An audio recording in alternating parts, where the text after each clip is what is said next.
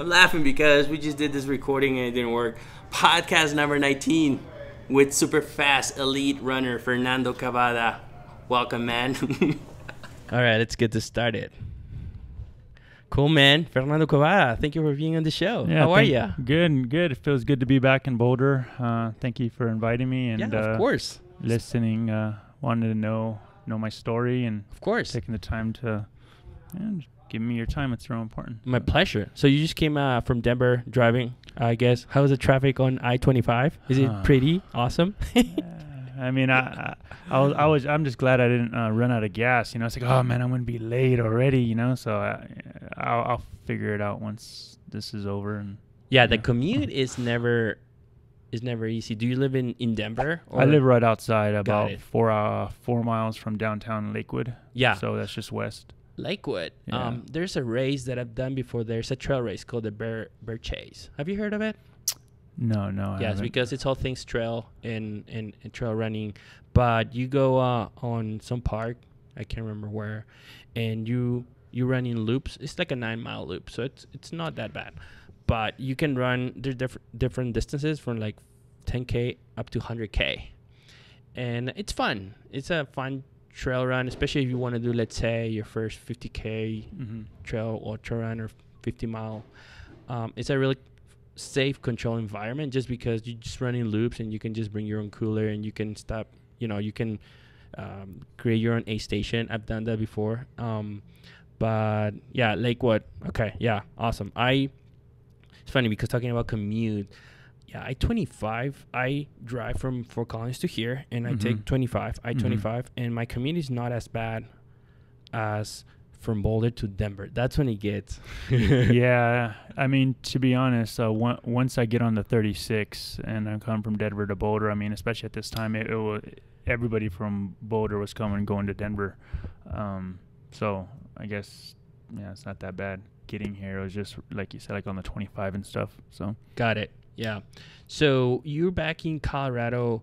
You're originally from Fresno, California. Yes. Right. So I was doing my research, learning more about this conversation, and you pretty much started running since you were like young, like 3rd grade, right? Yes. Talk more about that. Growing up in Fresno, you ended up moving to Clovis, and that's where I think your running career started. Why don't you walk us more about that period of time? So I'm 36 years old.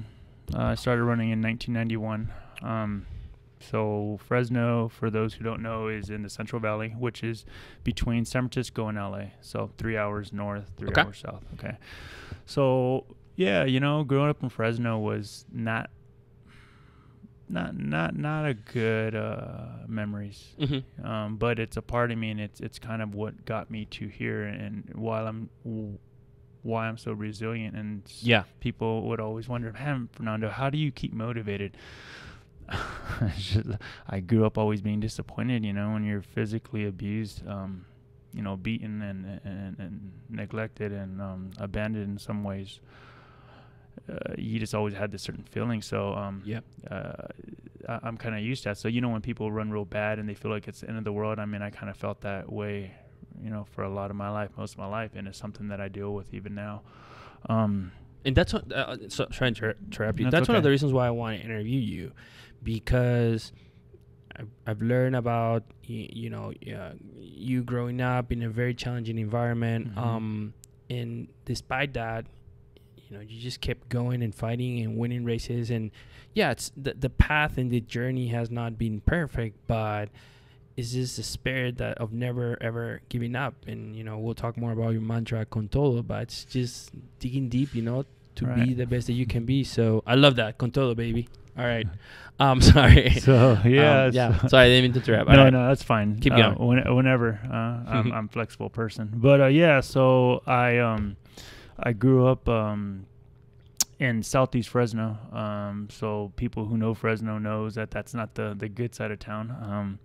And so my parents were both raised in the country right outside of Fresno County. And all my family's from Mexico. Our roots are from Mexico.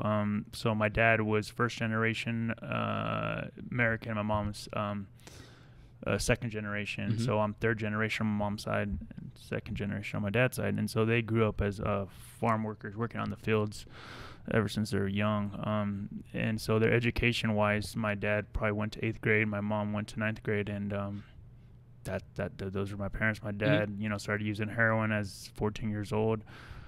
Started going to juvenile hall. When he was 17, he committed a big enough crime to go to prison. Mm-hmm. So he spent 5 years, more or less 5 years. I think it was around 22, 23 when he got out. During that time, I mean, my mom and dad, their families knew each other from the same area, and writing letters for like 5 years, you know, while I was in prison. And he got out 9 months later or 10 months later. I mean, I came and I was born. And so that was the situation I was in, and what I had to work from. My dad was always in and out of prison, maybe, you know, getting violations, you know, for using heroin or doing some other stupid things or whatever. And then once you're in prison, and if you do something stupid in there, you might be there, you know, originally you might only be there for 6 months, and all of a sudden you're there for 2-3 more years. And so anyways, I grew up, you know, going probably 20 weekends out of the year, going to different state prisons all over California, getting up really early, 4 a.m. with my mom, and driving to go see my dad. And so that's how I grew up seeing my dad. I never really seen him like at a job, or never really seen him like, you know, as a respectable man. I just always in a uniform, and those are my memories. And so when he'd get out, it would be really tough on me, because I think he always wanted to try to be like, make up for being a father. Mm-hmm.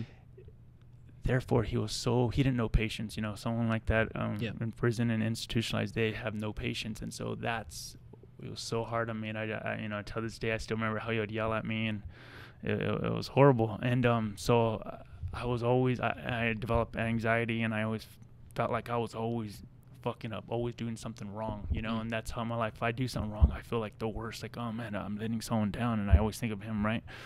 So it's interesting that you think about him, despite, you know, how, you know, you growing up, you know, like that. So I think in my 20s and my teens, I blocked that out.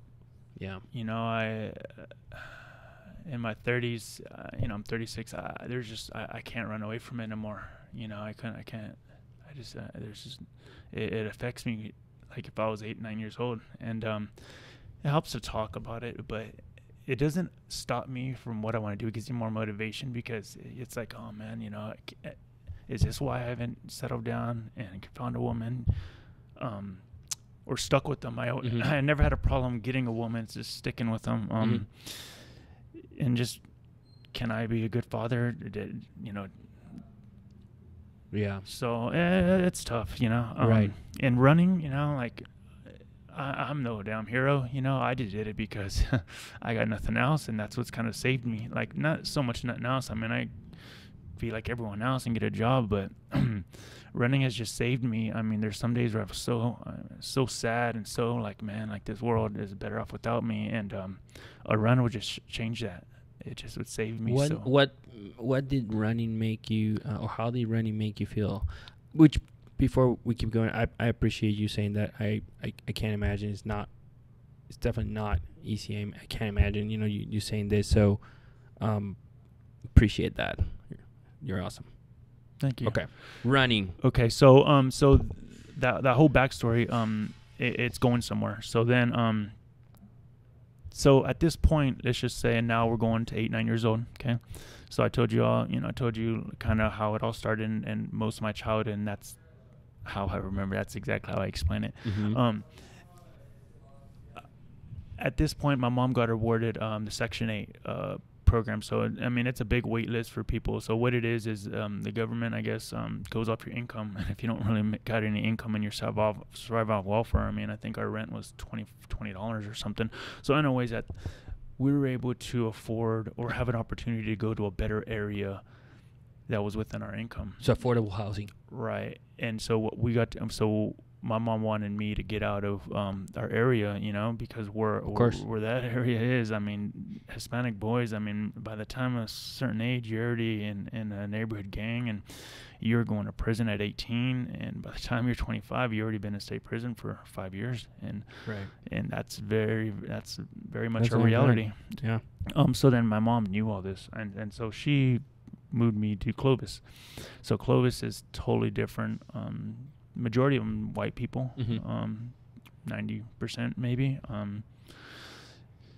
lot of programs. So I went to this elementary school, Tarpey Elementary. And so at this point, I was just a kid, right, just trying to fit in. All of a sudden, I come from a school that was mostly Asians, blacks, and Hispanics. And now I'm going where it's like everyone's white. It's like, wow, you know, I never seen so many white people. And so anyways, they had physical education. So besides doing jumping jacks or whatever, we would run 2 laps around this little dirt track. And I remember we ran 2 laps, half mile. I got second place in my class out of 30 kids. That was the first time I ran as a little kid, like, you know, to the fence or something, or running around, you know, in the country. But that was the first time I ever ran a race, and I got second. I was so happy. And do you remember, sorry, I'm thinking, do you remember when you finished second? Was it really hard, or was it not that were you like you know? I didn't know. I didn't really know I was good at anything, because all my life I was just tormented, and I just never did anything right. I never found something quick enough. I never did anything right. I would always get a spanking or something, or get yelled at. So that was the first time, like, I got this feeling of, like, I feel like a somebody, like literally. And so that's where it started. So then the next year was cross country, and so I started running. And I was good, but I was never like number one on my team. And so, to be honest, I say it to this day, my only goal in life was to be number one in my school. That's all I ever wanted. I didn't ask for all this. I just wanted to be number one. Practice, say, hey, I'm the best in my school. Okay, so, you know, 9 years old or so, or 10 or whatever, you're in 4th grade. Okay, I wasn't number one in 4th grade, not number one in 5th grade, not in 6th grade. Get to junior high. At this point, I kind of like not really committed to running. You know, I wanted to go hang out and try to be something I wasn't. Try to, you know, be I guess I looked up a lot to my older cousins. I come from a very, very big family, probably 30 something first cousins. Yeah. At that age, I mean, just being a Hispanic male, even though I did grow up in Clovis, I wanted to be, you know, I wanted to be a gangster. And I wanted to be tough and be respected, and I wanted to just be because badass. if you know, if you have if you grow up in that environment and you look up to people, those are my heroes. Yeah, exactly. Those are the people. Those are my heroes. For sure. And you know, and that's just like the culture, and it's unfortunate that's what it is, and part of the reason why I'm even doing what I'm doing is because of that. You know, because it's like, hey man, you don't gotta go and sell yourself short, and I'm not saying everybody's a loser, but pretty much you're not fulfilling your whole like existence. Like, you're just selling yourself short. You know, you don't have to be a stereotype. And so I want to tell people, it's like, hey man, you could be a national champion. How about that? You could travel the world. You could be a professional athlete. And that's why I keep running, because it's like, we don't have a good name. You know, you turn on the TV, and so a lot of people aren't used to seeing a Hispanic runner, you know, like being something like that special. You're going to see them, like, you're going to see it in the news. You're going to see people like, oh, a shooting. Oh, it's gang violence. Oh, you're getting whatever. But you're right. Like, I don't follow elite running as much as other people. Like, but when I think of Hispanic runner, the first person that I can think of is you, and then Manzano.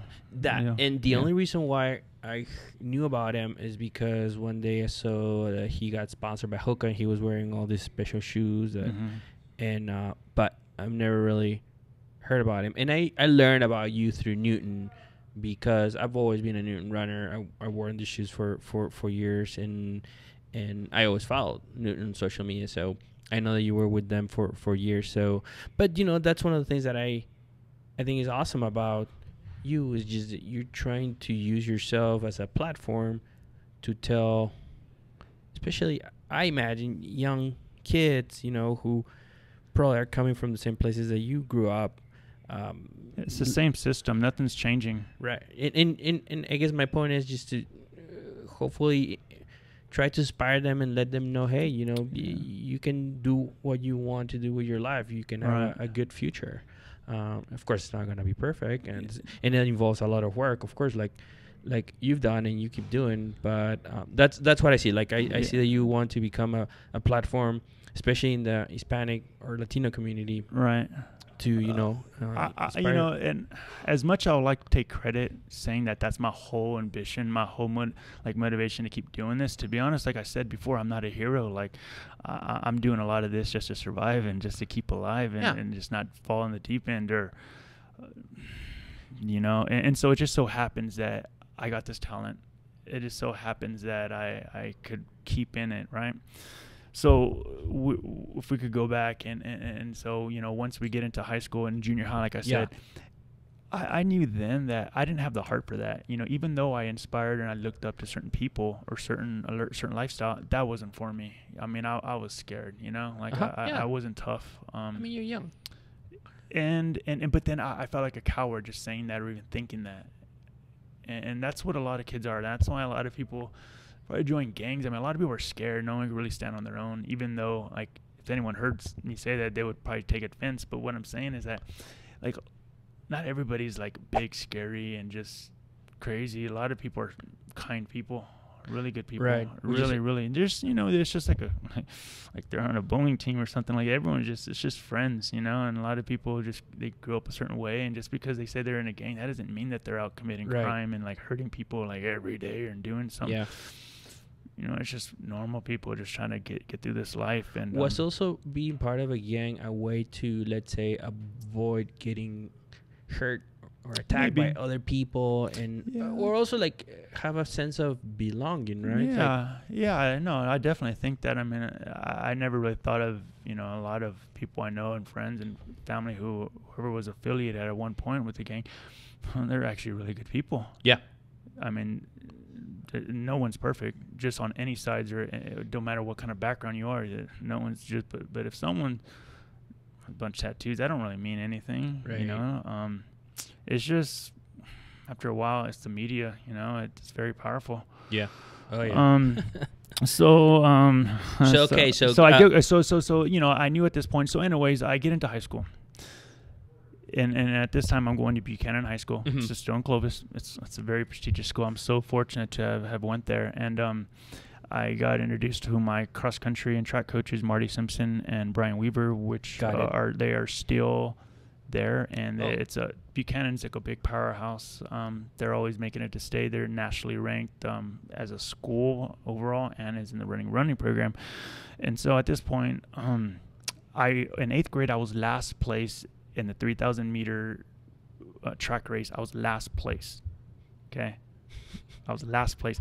I was thinking I'm never going to be first in my school. And so I go in my senior year, and at this point I'm 5'4", 5'5", 98 pounds. And but for some reason I would still daydream that I could be something great. I would daydream for 3-4 hours a day. I'd come home and come home from school and just daydream like that I could travel the world. And I don't know if I could even at this point say I could make the Olympics. I was so far away from that I just couldn't. I think I used to want to be a sprinter or something, like, because that was, you see someone in the 4x1 relay and you always want to be the anchor leg, but I was so slow. I just would daydream because dreams are free, right? Well, it's funny that you say that, because when I think of you doing that, you said you would do that for 3 to 4 hours. I think of this is something that I try to do, because I don't really meditate, or the little meditation that I do, I don't really follow any specific anything, but I visualize, and every day I try to do 10 minutes of just think really hard about how I want my day to go, and kind of what are my long-term goals, even if they're like impossible, right? Like, for instance, I think about, I'll give you an example. I think about how I want this podcast or business that I'm building be in the next 30 years. And it's not just so and travel in the world, things, same things that you're saying is pretty awesome, because gosh, when you think hard like that, I don't know, a lot of people say that, the power of thinking and the power of attraction and all that, but I believe that that's true, but you have to work for that hard, and really, really hard for that. But I think it's so cool that I didn't know it was going to work. I didn't know. And so that's just what I did. Okay. So then, freshman, sophomore year, you're 14, 15 years old, and I'll kind of skim through this because or else we'll be here forever. And so freshman year, I was maybe third on the team or so, fourth, or I'm not sure, I forget. And I think I was like right under 18 minutes for a 5K. I'm lucky I was on varsity. Got a varsity jacket. My grandma bought me that. That was like the best gift I ever had at that point. Anyways, so sophomore year I was 16:08 for a 5K on cross country, and I was 9:26. So I broke 10 minutes as a freshman. So 9:58, made it to our we call it the Valley meet, but it's like a regional championship. It's the meet before state. So central section, we call it the Valley Championships. I made it there. That was huge. As a sophomore, I ran 9:26 and 4:22, and I made it to state. And I was like third in the Valley central section. So that was good. Okay, so now this is where it all kind of changes. And at this point, we're 1998. 20 years ago exactly. Yep. 20 years ago from now. 1998, I was going to be a junior.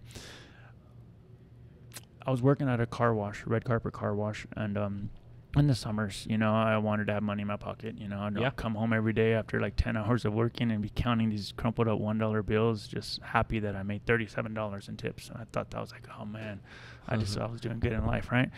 And then I would run with my friends at Woodward Park in Fresno, and we ended up like becoming a really good team, and I ended up becoming a really great runner. And I finally was number one on my team. I was finally, and at the same time as being number one, I was number one in the conference, number one in the Valley, one of the best in the state, and one of the best in the country. I broke 8:59 as a junior, and this was 1999.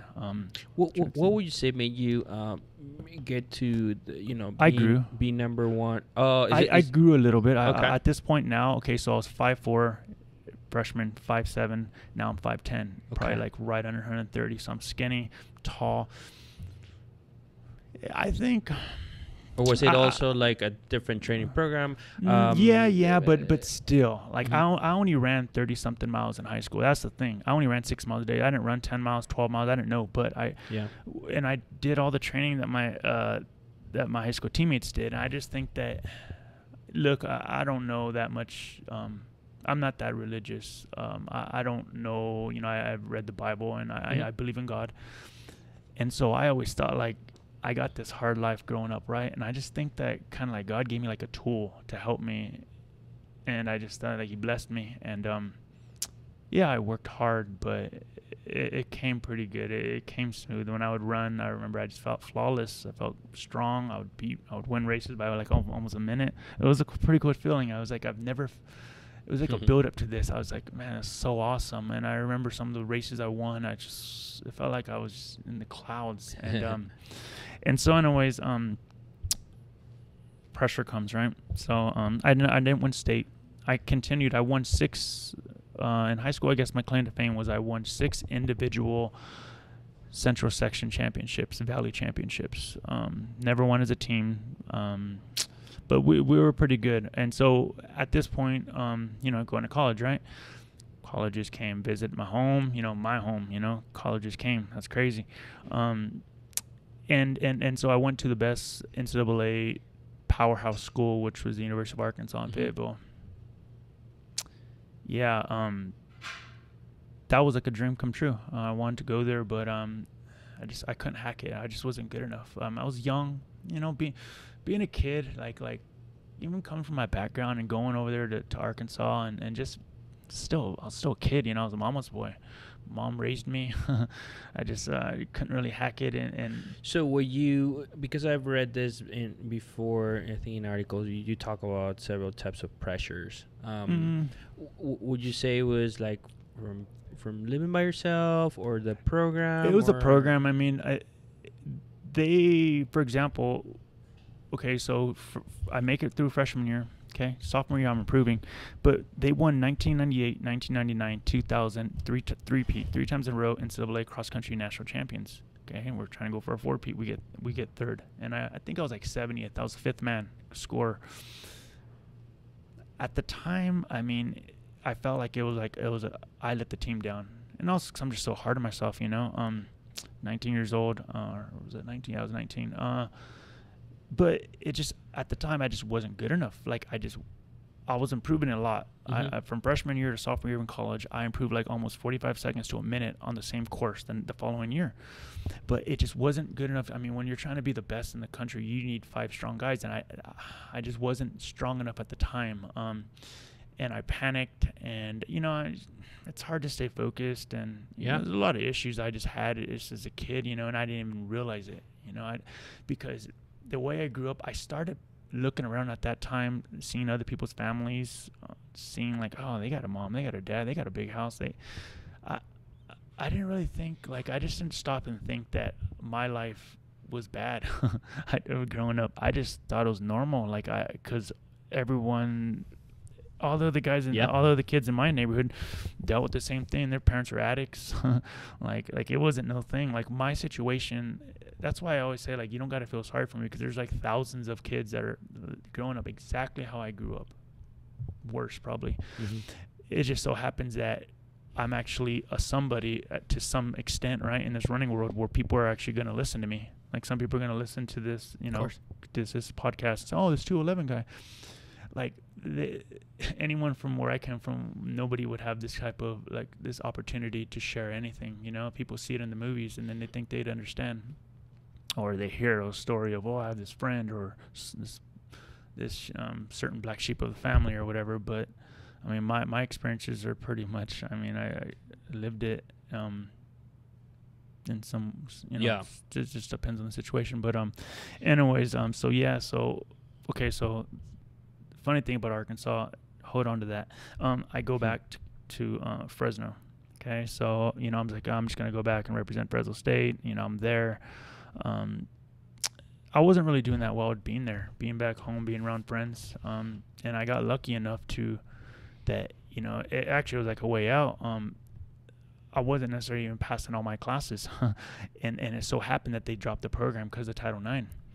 Because in Fresno State, so they dropped the men's program. So that allowed me automatically to have a free pass to leave. I went back to Arkansas. That's the thing people don't know. Like, I never got kicked out of Arkansas. I never left. Like, I went back. I actually went back to try to redeem myself. Let back on the team. But I was working. I was working at the mall selling clothes or whatever. I don't even know. I forgot where I even worked. And I was trying to, I didn't have a scholarship. I was trying to get residency. I couldn't take out enough loans. It's hard. So I came back again. It's like felt like boom. At this point, okay, I'm like, running school's not for me. I started, I was not even a tile layer. I got on this construction crew being a tile helper. I started out $8 an hour. I was 21 years old. And all my running, everything was like, that was just over. This is my life. I kept talking about running all the time, and to the guys I worked with, and they just thought I was just full of shit. And I would keep on, and I said, man, if you're so fucking good, why are you here? Right. What? I'm over here thinking, I'm getting all defensive, acting like I'm going to do something, which, I'm scared. I'm not going to do nothing, And that day I got so mad, and I never forget it. It was the end of 2003, about November, December. I got on the internet, and I said, I can't go to D1 no more, but I know I have eligibility. Sorry, what's D1? D1, NCAA Division I. Oh. So that's like CU Boulder, that's Stanford, that's Arkansas, UCLA. Got it.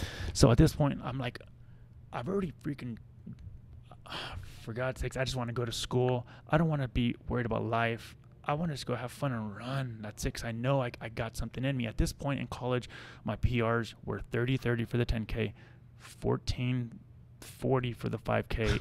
Like, basically my best times are really from high school, living off of 3 years prior.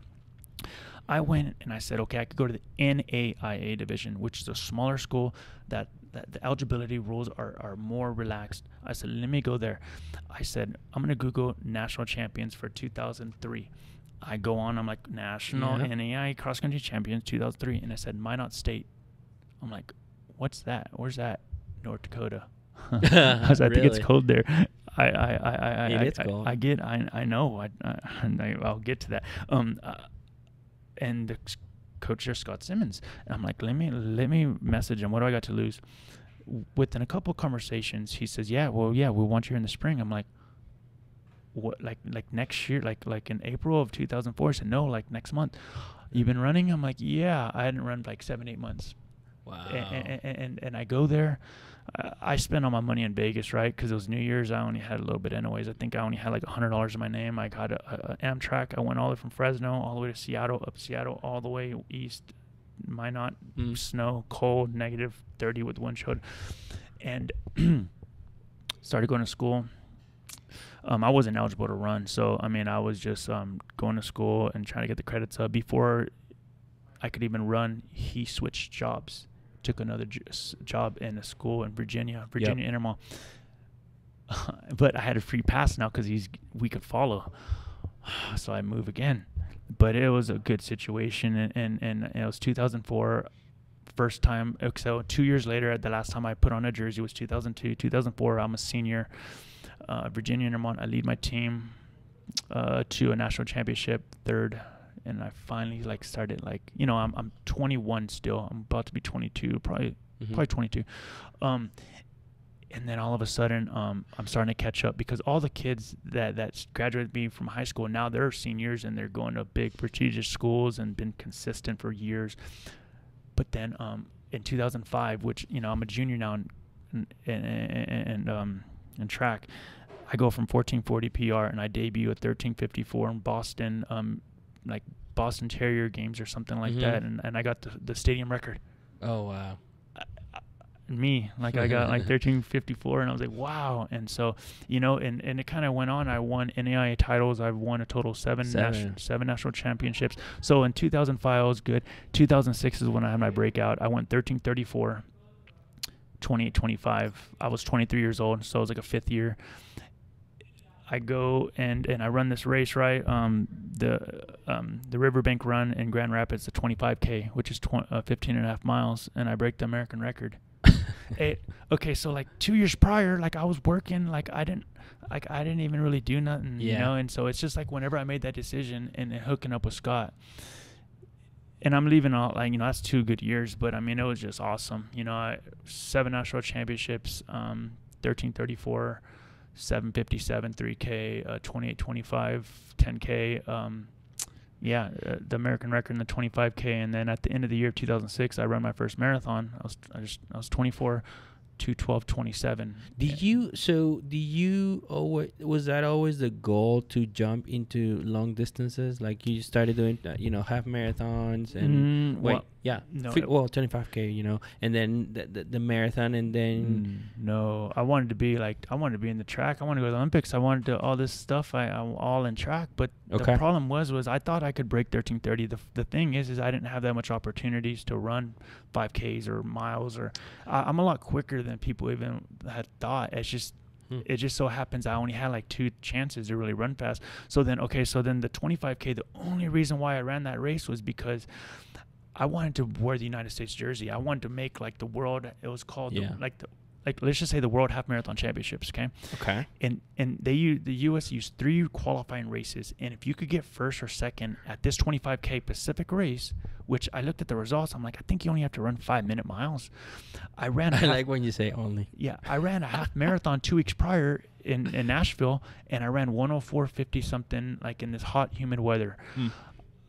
And this is just weeks after running 1334 and 2025, so it wasn't that hard. So I'm like, I could run 5-minute pace for 25K. I know I can.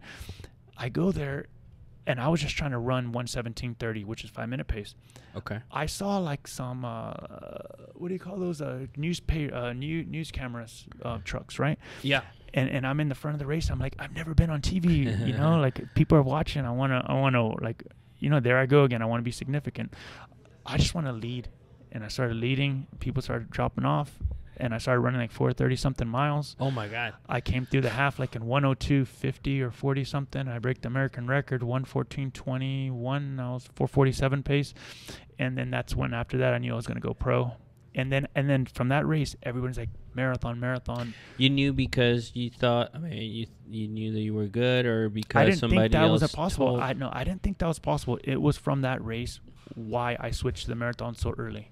Okay. That was why. I didn't know I was good like that. I didn't know I had it in me. Now, when I was at Arkansas, one thing, okay, so I would run subpar. Like, I wouldn't really run that great in races, but the next day we would run 12 to 14 miles. And in Arkansas, we didn't mess around. Like, we ran hard. And that's something that I got from Arkansas. Like, Arkansas was not a failure by any means. There was a lot of success there, and everything that John McDonough and all the guys that I ran with, I took so much from there, and I brought it to the Virginia Intermont program.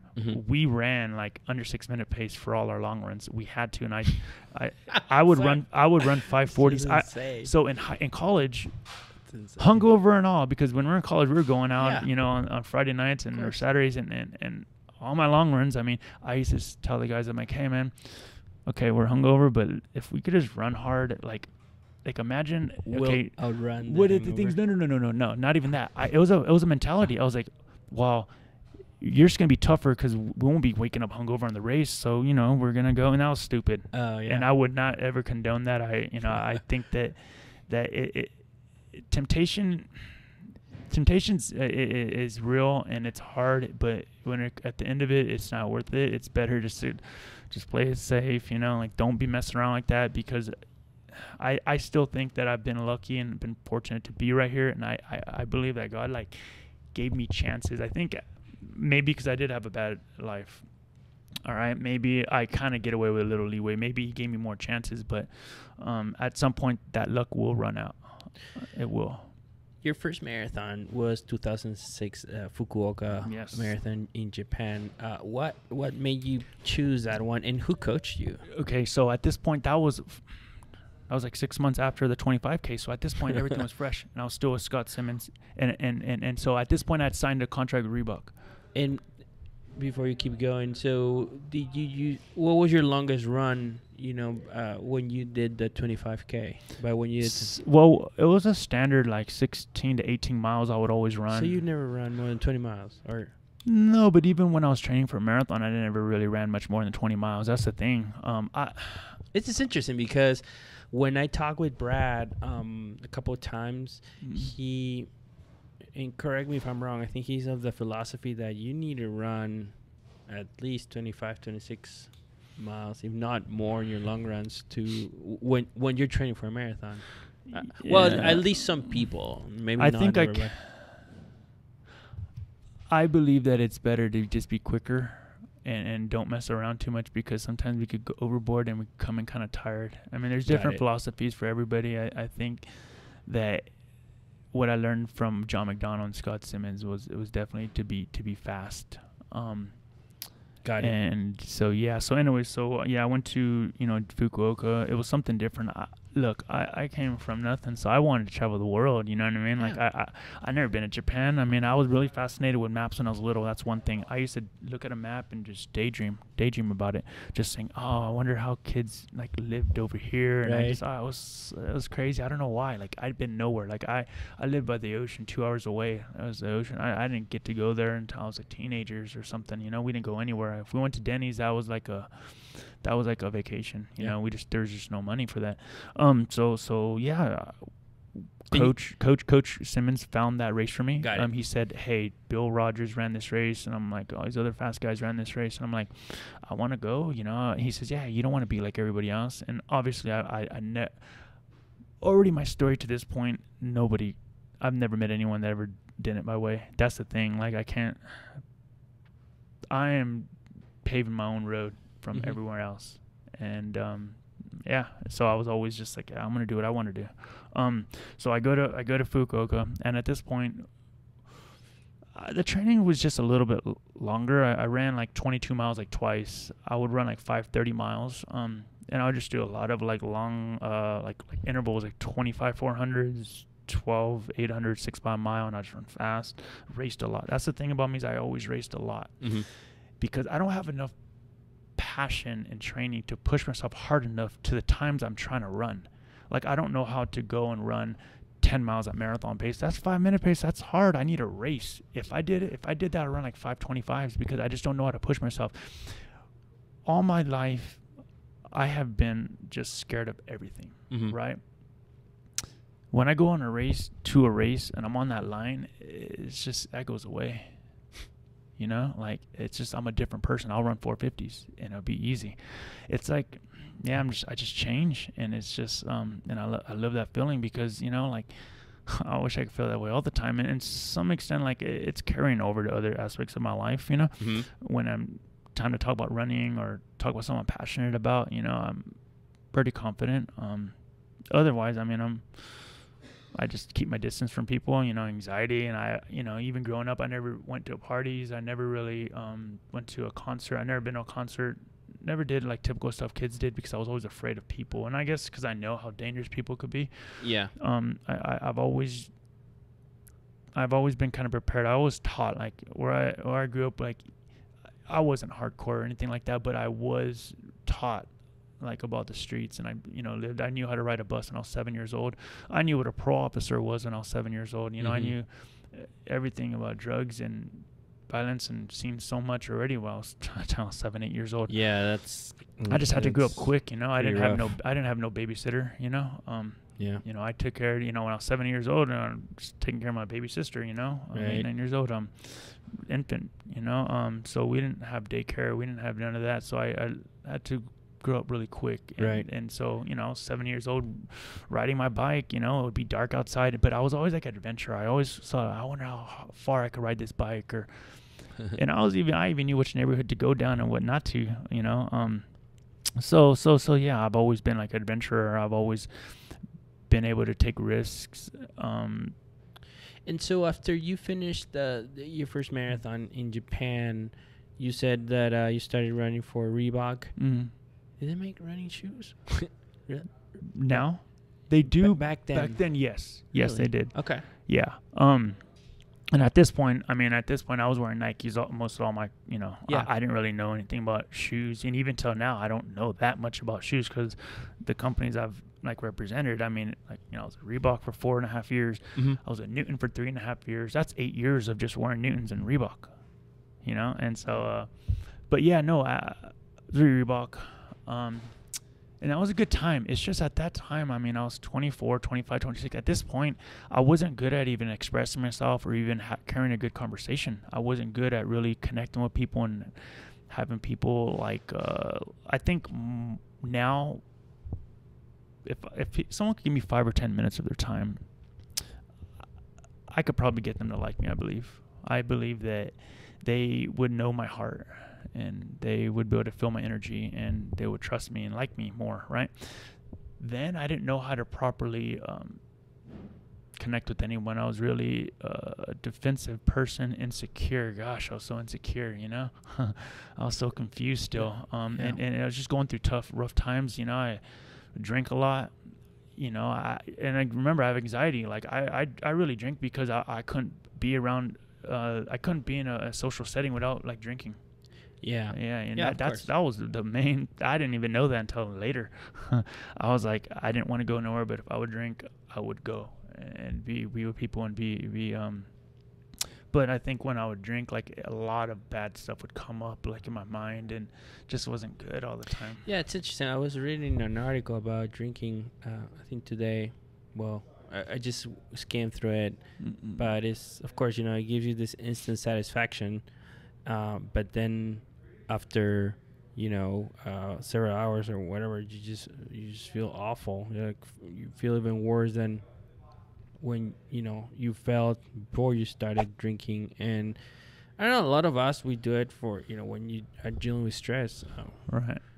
We do it sometimes. Like me as an entrepreneur, gosh, so many things, you know, in my mind, and a lot of things, and you know, drinking just a beer, not necessarily getting drunk or anything, but just because you have a long, rough day and you just want to chill and feel better. But then, for instance, for me, it translates into, you know, when I wake up the next day, I just feel heavy and I tend to gain weight easily. So, you know, a lot of things. But it's never easy.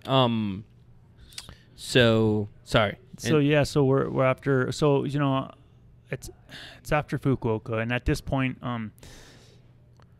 Scott Simmons was leaving Virginia Intermont, and we didn't really know. He didn't really know where he was going to job at or school. The program shut down. Yeah, right? shut down. Yeah, and that's another story. But definitely. So at this point, I mean, I wanted to go. I wanted to go train with elite groups. Yeah. I ended up making my way Flagstaff. I wanted to go to altitude. I came to Colorado 10 years ago exactly, 2008. Okay, so after 2006, I mean, running 2:12:27, it was like 7th debut ever in the U.S. history. Seventh fastest ever debut, first marathon ever. And I was 24. I mean, I was one of the youngest too. And I didn't know. I was training in Southwest Virginia. So I was thinking, oh man, if I go to the mountains, I could train with elites. I'm going to run so much faster. Well, I came to Boulder. I didn't get no PR. I didn't get in. I wasn't getting faster. You know, it was really tough coming here. It was nice. And I love Colorado. Look, I'm here. But it didn't take me till 5.5 years later. It was the Olympic trials, 2012. So fast forward. In 2008, I won a USA national championship marathon at the Twin Cities. Pouring down rain. I won. That's another story. It's like a sad one and inspiring one, but I won't really go into it just right now, just because I don't want to really get sad or of course. I don't want to. You know, I got a pretty good flow right now, and I don't really want to. Switch it you to have too amazing stories. And so when you moved in to Boulder, did you is that when you started to train with Brad or? Okay, so when I first came here, I was with Steve Jones in 2008. So yeah, that was and I just saw Steve 2 weeks ago at the Pearl Street Mile, and I've seen him a handful of times since over the years. But when I remember, I was laughing. I was like, "Man, I'm sorry, Coach, for giving you a hard time," because like when I came, think about it: a coach who gets a kid that has ran 1:02:45 half marathon. Because that was my PR coming to Boulder, 1:02:45 and 2:12:27. How are you gonna get them better? Like, it's hard. I mean, it's for anyone. I mean, think of someone that's East African, like somebody like that's pretty good, Right. I was 25, 26 at this time, 26, yeah. Let's just say 26 years old. And it's tough, and I've only known certain things in life. Like I know what got me there, but I'm thinking this is what I have to do. Why you make me do these fartleks? Oh, I see. Why are you, like, I didn't believe in anything. I didn't trust in anything. I wanted to train how I was trained, and maybe I don't know. Maybe I should have trained and kept training and stayed with Scott Simmons, but that wasn't an option then. At this point, it was North Carolina, and I didn't want to get coached by like afar. I wanted to be a part of something, to be around. I guess I just wasn't willing to go to North Carolina. And so, I was with with Steve Jones, and I ended up running good. I mean, I ran 13:38, but still, like, especially when you're that age, everyone's like expecting like a record or PR every single race. So even running 13:38, which was my second fastest time, people were like, "Oh, what happened?" I would go to a race, I didn't break a record. Oh, what happened? Like, man, that 2:12 and that American record I got was almost like it was like a curse. It's like, it's just so like, oh man, what's going on? Talk about pressure, huh? Oh man, like everything was a disappointment for years. I was disappointed for years, and so I was with Steve Jones up until I think the 2000 into 2010 or into 2009 or something like that. I think I was with him for 2 years, and I ended up winning a marathon national championship for him, which I'm really grateful for now. I mean, yeah, I didn't give Steve Jones and a lot of other coaches enough credit. And how grateful I am for just putting up with a broken kid. A lot of people don't know what people go through. That's why now, like, I try to always be soft and gentle with everybody, because you don't know what kind of day they're having. You don't know what they're thinking. You don't know if they're going to kill themselves. So, I go, after that, I said, I'm done with running.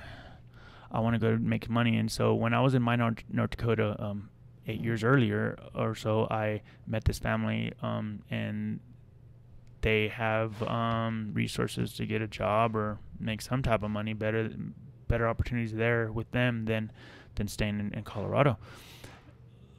I went there. I remember before I was I needed to get like a trucker's license, because I was going to do something with the oil rigs and stuff. Needed to study for that, but in the meantime, I was supervisor of this cleaning crew. I mean, making like $29 an hour, and I got to work like 10 hours a day or something. I was making almost $300 a day. I mean, to that point, once you start seeing a couple of checks, you're like, damn, this is what I make at a race, and Yeah. and then it starts piling on consistently. I'm like, dang, what am I doing? But then I was gaining a little bit of weight. Yeah. And it was just like, you're around, it's a dark world out there, you know, like that, the real world, the grind, being in the rat race, right? It's a grind. And it's like, I missed running. I was like, man, I want to go back to Colorado and I want to run and stuff. So that only lasted so long. It's like running always help you to stay focused. I needed it. That's why I said I need to run. And so so then I ended up getting back to Colorado, and then that's when I got linked up with so you came back at the end of 2012. So I was only gone for a few months. I see. I came back, I think it was August or September, and I ended up getting in touch with Newton, and I ended up running, and they had a team called Team Alchemy, which was Newton Running Elite later on. And yeah, you know, I started running pretty good. I mean, to end out 2012 and 2013, I think I injured again.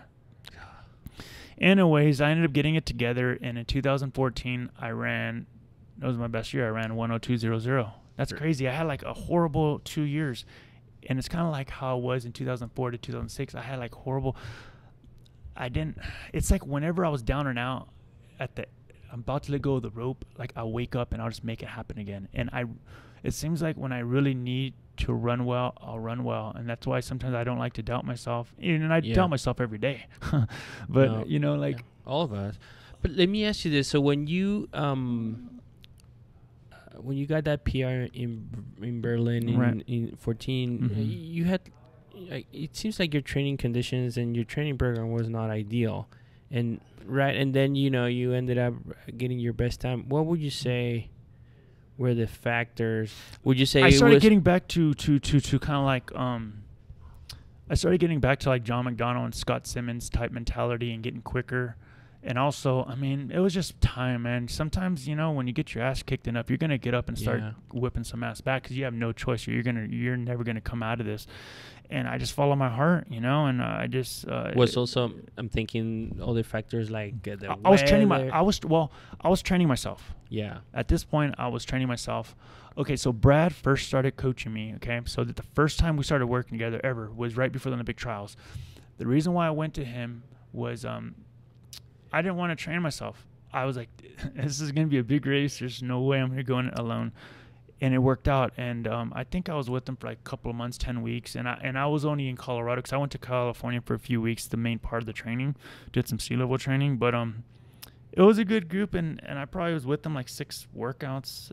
And me saying that, it might almost be like I'm not giving them credit. But in a way, let's just say out of 100%, even if it was 2%, that's still huge because you needed that combination in order to work. And so at first, for the longest time, I never gave Brad his credit either. I was like, he's a good coach. He runs a lot. Like I said, he got me a PR, but I was already good. The thing is I still wasn't doing it. Why didn't I do 211 in 2007, 8, 9, 10? You know what I mean? So happened that when I was with him, like even though let's just say I didn't train with him for a year, that whatever it was helped and worked.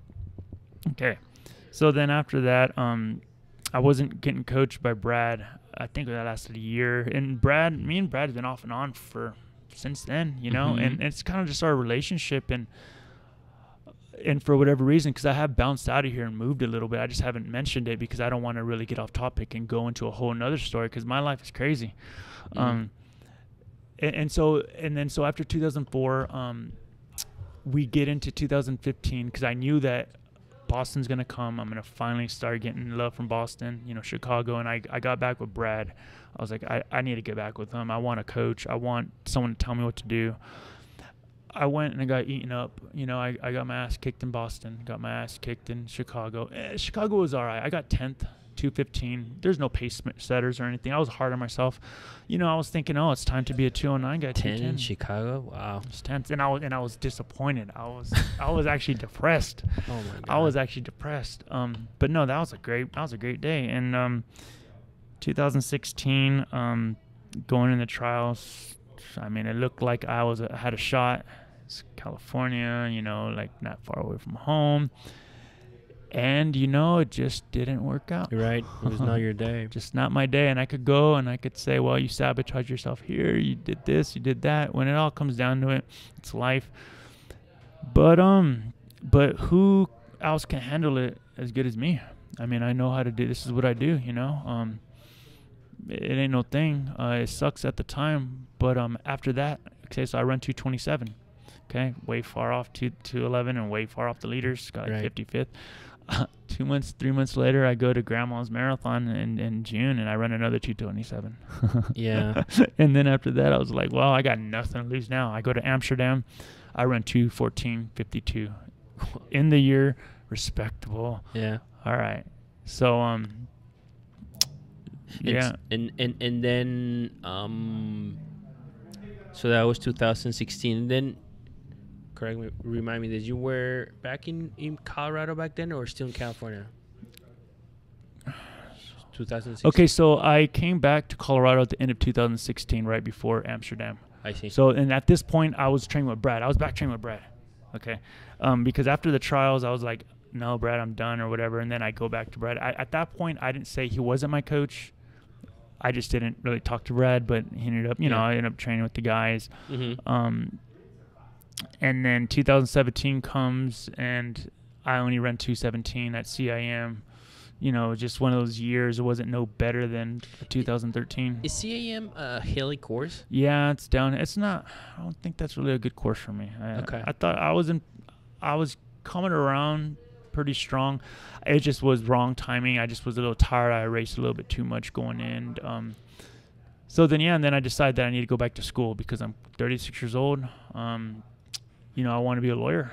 That's you know, awesome, I want to use all my experiences and, you know, what I have. You know, I want to be in criminal law. Yeah. I want to make a difference. So, when did you start going to college? So yeah, so then at the end of 2017, at this point, I was like, hey, I'm going back to school. So I in January. Okay, so I break my collarbone. All right, broke my collarbone, straight broke it in Thailand at the end of 2017 December. So 9 months ago or 8 months ago or whatever. At this point, my running, I thought I was done. I was like, I'm lucky I'm in the London field. I'm not gonna say nothing just in case. Like, I don't want to get like, no, Fernando, you can't come or something.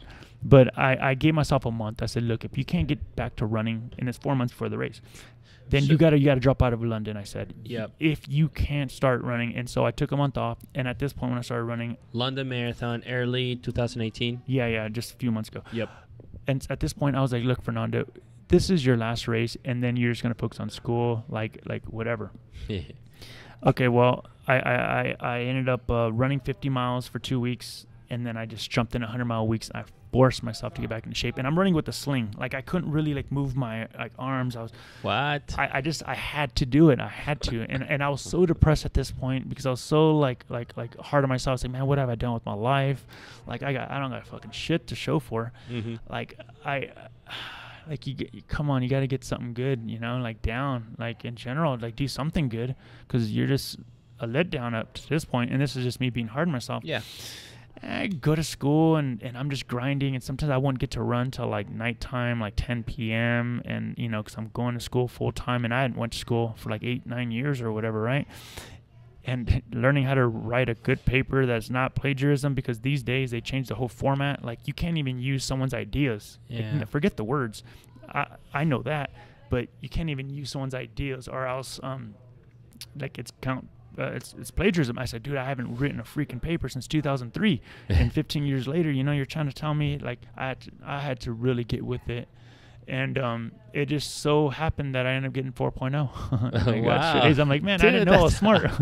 Yeah, so I just started using my all my talents and my determination with that. And so, are you enjoying? It's good. No, it's fun. Enjoying going to college? It's definitely fun. And you know what? Yeah. And it's been a success from my comeback. My what do you call it? Reassurance or oh man, it's like I'm alive, I'm back, you know. And so anyways, okay, so I only ran one race, or I ran 2 races. I ran a half marathon before London. I ran 106. It's far off 102, far off 103. And that's kind of what I've been running all these years, like 105, 104, 106. And then I go to London, and on the hottest day of the year, or the London Marathon history, I run 2:17, Yeah.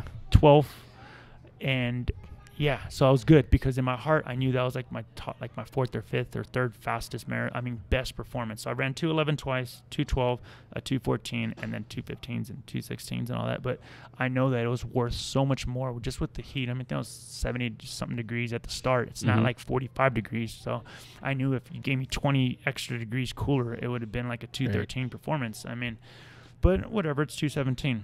It ain't like it was a PR or something. So, I mean, but the field was stacked. I mean, who won the marathon? Ilya Kipchoge? Yeah. Like, it was cool. It was just good to finally like I don't have to really like explain to anyone. Like I just knew in my heart that it was good. It's like I still have it.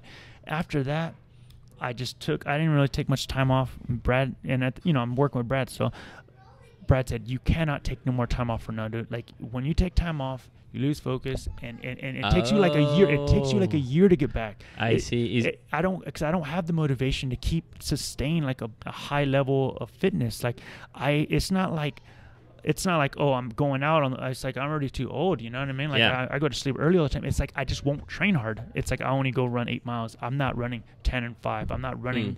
And so at this point, I'm not even in shape to really run with the guys, with Parker, Stinson, and Luis and other boys. But I'm not really in good shape.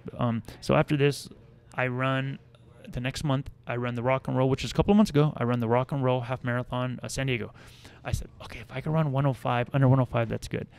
I ran 104.50 something, which was like my best time of the year. Okay, 104.57. Okay, 2 weeks later, okay. I'm not going to say names, but there's someone in the race. I go to Grandma's half. Yep. Someone in the race I didn't like. He don't like me. I don't like him. I wasn't gonna let him beat me.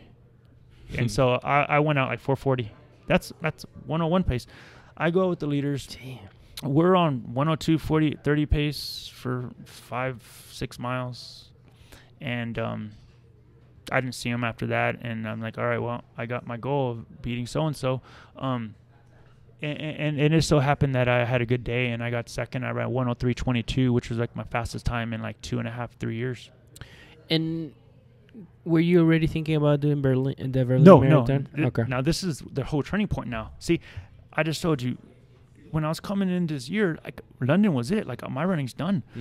But then when I ran 103.22, I couldn't believe. I was like, you got it, Fernando. You know, it's not about you just got to believe, you know, just. And I always said, just give yourself a chance. And that's what it is. It's not like I could control when a 211 comes. You got to keep throwing it. Like if I only ran 3 or 4 races a year and said, oh, if you just trained hard for this race, you're going to run 211. I'm like, no, I'm going to end up running like 218 because I won't train hard enough to get me in the fitness I need to get into to run that 211. You know, I need to race and throw myself in there and I need to fight, you know? So then anyways, after that, at this point, I was looking for low-key races that are good, but maybe like 212, 214 could win. I was like, let me just go for 215. But then all of a sudden, I was like, oh, wait a minute. 36 years old. When is the next time you're going to be in this shape with this confidence? See, when I went into London, I was like, let me just run if I could like finish the race and like earn my ticket there. Yeah. Now it's like, I could actually run faster than I've ever have in my life. Imagine that. I never would have thought that in a million years. I have like a chance. And so then a week or two later, I message Berlin, the elite coordinator. And this is when I appreciate all the hard work I've done and just being consistent and staying in the sport and just being relevant in the sport. And, you know, gives me an email within 12 hours and say, I would love to have you. So, for people who don't know, because I don't know either, like for these marathons, how do you get to participate? I guess, especially when they know you. Well, you need an agent normally, like because you know the elite coordinators probably get like 1,000 emails. Correct. Like they're not going to be replying back to Yahoo accounts, right? Yeah. But they don't even read your message. But anyways, but I think I've put in so much work, ran in so many big races. They know that when I go there that I'm going to give my best and I'm not going to mess around, you know, like I'm going to bring it. And that's the thing about me is like, I've ran some bad races, but the thing is when I go in there, I mean, I have the best intentions and I'm going to go like, I'm down to fall on my face, you know, and get broke off or run too fast. But I will give my best, and I always bring something to the table when it comes to the races with my following and everything. They all know that I put my heart into it, and yeah, you know, and also like just at my level, there's Europeans, and I bring something to the race. Yeah. You know, we got the people who are trying to break the world record, and then there's the people that I'm just the next non-African group. You know, I'm with the guys who are the fastest non-Africans in the world. So, and I like to think of myself as one of the fastest Latinos in the world. Dude, yeah. Yeah, I think there's probably one or two. I mean, I'm hoping that I'm pretty close to the, you know. Was there also a Peruvian, an American Peruvian long distance runner? Maybe I'm confused, but I'm from Peru. So I think one time I read an article about maybe it was some guy who ran the marathon, like a marathon in an Olympic game. And he's from here, but he's representing Peru. You think? I think he was a California guy, but maybe I'm wrong. David Torrance. Yeah, right. He died, right? He died. Yeah, of course. I don't know anything about that. Yeah. I don't know. I know him, but I didn't really know him personally. Yeah, that was pretty sad. That's I guess how I became aware of him. I honestly didn't know him, and how, you know, I think his mom was from Peru. Right. He was able to get citizenship through her. Got it. And so Berlin 2 weeks, and then, I mean, any ideas of what plans do you have for next year? I mean, besides your career, and also you have a coaching platform as well. Right. So Berlin is in like 3.5 weeks. I take off in like 2 weeks. I'll be there 9 days before the race, or be in Europe. So yeah, I'm gonna go out.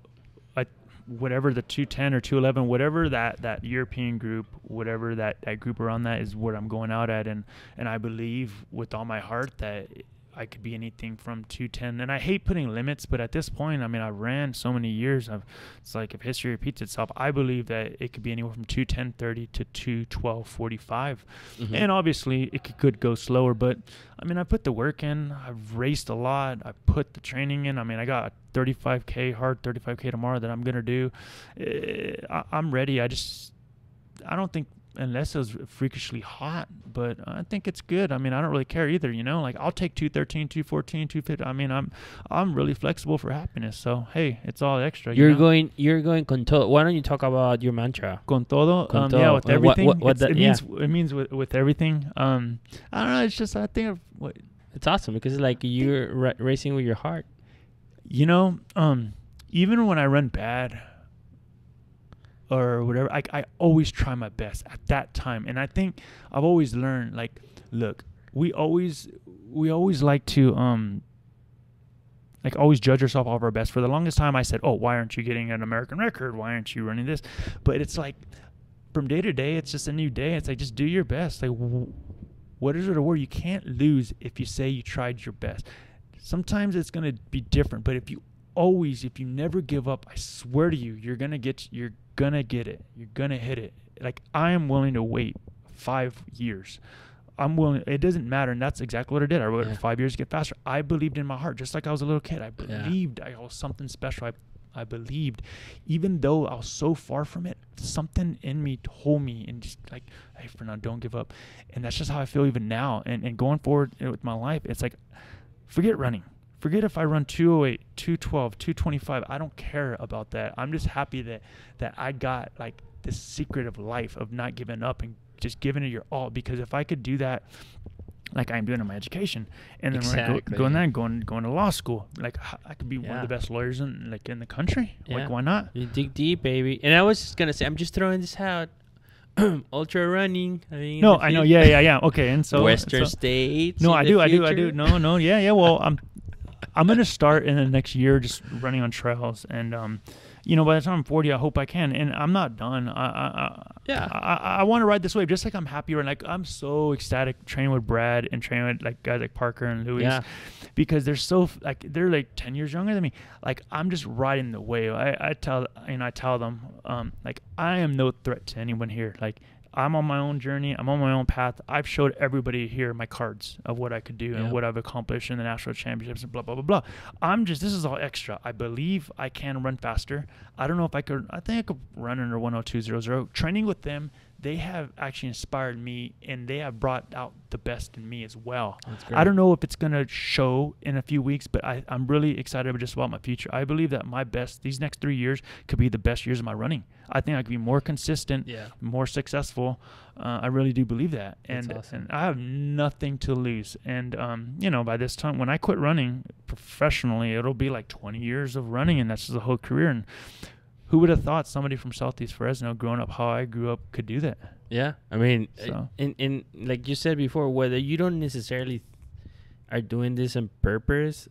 Yeah, it just so happens that and you just, I mean, inspiring so many people. And honestly, that's one of the reasons why I thought I just want to have Fernando on the show, because I want to share your story, your journey, with my audience. So this has been an amazing conversation. I really appreciate you coming here. For people, where can people find you online, Fernando? Okay, so I mean, it's not hard to find me on Instagram. I'm big on Instagram.